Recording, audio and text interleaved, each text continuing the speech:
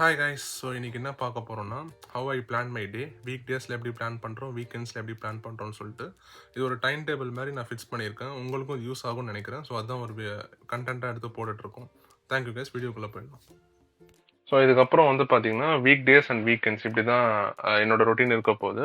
Already இப்படி தான் work பண்ணிட்டு இருக்கேன். பட் இந்த மாதிரி ஒரு டைம் டேபிள் மாதிரி போட்டு வச்சோம்னா உங்களுக்கு ஒரு எக்ஸாக்டாக நம்ம எதுக்கு டைம் ஸ்பெண்ட் பண்ணுறோம், எதுக்கு டைம் வேஸ்ட் ஆகுதுன்றது ஈஸியாக ட்ராக் பண்ணிக்கலாம். இது உங்களுக்கு ரொம்ப யூஸ்ஃபுல்லாக இருக்கும்ன்றதுனால ஒரு கண்டென்ட்டாக எடுத்து போட்டுட்டு இருக்கேன்.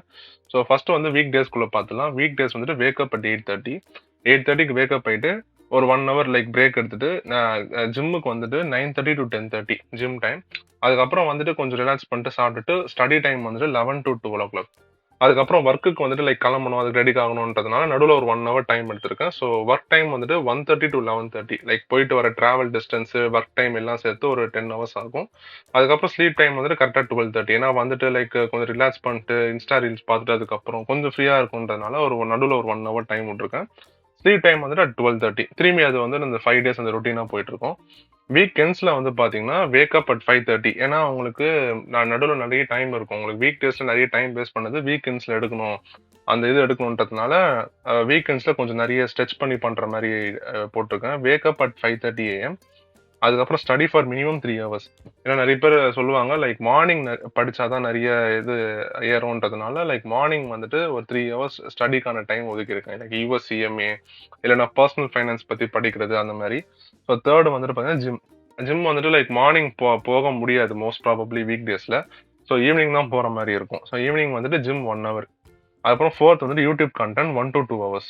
அஃப்கோர்ஸ் நம்ம ஒரு யூடியூப் சேனல் வச்சிருக்கோம்னா கண்டிப்பா அதுக்கு ஒரு 1 or 2 hour ஆகும். ஒரு கண்டென்ட் எடுத்து அது திரும்பி போஸ்ட் பண்ணி அது லைட்டா ஒரு எனக்கு தெரிஞ்ச ஒரு சில எடிட்டிங்லாம் பண்றதுக்கு மினிமம் 1 to 2 hours ஆகும். அப்புறம் மார்க் டெஸ்ட். மார்க் டெஸ்ட் வந்து எதுக்குன்னு பாத்தீங்கன்னா சிஎம்ஏக்கு நான் இப்போ ப்ரிப்பேர் பண்றதுனால மார்க் டெஸ்ட் வந்து டெய்லி எழுதுற மாதிரி இருக்கும். வீக் டேஸ்ல பெருசா எழுத முடியாது அப்படின்னா கூட வீக்கெண்ட்ஸ்ல கண்டிப்பா எழுதிடலாம். ஸோ வீக் டேஸ்ல எண்ட்ஸ்ல வந்துட்டு 2 டெஸ்ட் எழுதுற மாதிரி ஒரு பிளான் வச்சிருக்கேன். அது மேபி 1 or 2 hour எக்ஸ்டெண்ட் ஆகலாம். அப்புறம் entertainment for 3 hours. Entertainment for 3 hours வந்து பாத்தீங்கன்னா அது ரெண்டா இருக்கலாம். ஒன்னு லைக் மூவி தியேட்டர்ஸ்ல போய் பாக்குறது, இல்லைன்னா ஃப்ரெண்ட்ஸ் கூட டைம் ஸ்பெண்ட் பண்றது. எப்பயாவது இதெல்லாம் ரொம்ப ரேரா நடக்கிற விஷயம். இதெல்லாம் லைக் மந்த்லி ஒன்ஸ் அந்த மாதிரி. ஸோ அப்போ கூட லைக் போட்டு வச்சிடலாமே. ஏன்னா சப்போஸ் இதுக்கு போறேன்னா இந்த 3 hours நான் இதுக்கு ஸ்டடீஸ்க்கோ இல்லை வேற எதுக்கோ யூஸ் தான் பண்ண போறேன். ஸோ அது பிரச்சனை இல்லை. லைக் ஜிம்முக்கு ஒரு 1 hourன்றது ஒரு 2 hours எக்ஸ்டெண்ட் பண்ணிக்கலாம். ஸோ இப்படிதான் வந்துட்டு என்னோட கேலண்டர் லைக் டைம் டேபிள் இருக்க போகுது ஃபார் நெக்ஸ்ட் லைக் 2 months. இப்போ என்னன்னா இன்னொரு நவம்பர் டிசம்பருக்குள்ள ஒரு ஒரு ஜனவரி 2026க்கு ஒரு புது வருஷனா போகணும்னா இந்த மாதிரி ஒரு ஃபாலோ பண்ணலான்னு ஒரு ஐடியால இருக்கேன். Thank you guys.